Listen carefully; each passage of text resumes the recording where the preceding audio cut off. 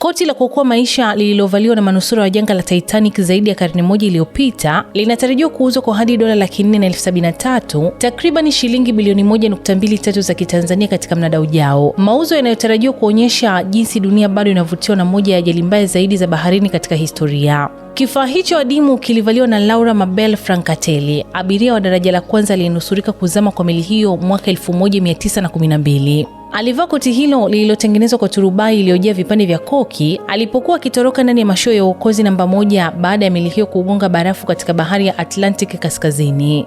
Waandaaji wa mnada wanasema kuwa kifaa hicho cha kihistoria ni miongoni mwa makoti machache sana ya kuokoa maisha ya Titanic yaliyosalia hadi leo, na cha kipekee zaidi ni kwamba ndicho pekee kilichojulikana kuwa kilivaliwa na manusura aliyethibitishwa ambacho kimewahi kuuzwa hadharani. Koti hilo pia lina saini ya manusura kadhaa, jambo linaloongeza thamani yake kihistoria na ya ukusanyaji. Kwa miaka mingi koti hilo limekuwa miongoni mwa watu binafsi baada ya kubaki ndani ya familia ya Laura kwa miongo kadhaa. Mauzo yake yanayotarajiwa kufanyika sambamba na kumbukumbu ya miaka 114 tangu kuzama kwa Titanic tayari yamevutia hamasa kubwa kutoka kwa wakusanyaji na wapenda historia duniani kote. Wataalamu wanasema thamani hiyo kubwa haitokani tu na uchache wa kifaa hicho, bali pia uhusiano wake wa moja kwa moja na manusura wa tukio hilo, jambo linalofanyika kuwa kiungo halisi na chenye uzito mkubwa wa kihistoria kwa mojawapo ya ajali maarufu zaidi za meli kuwahi kutokea.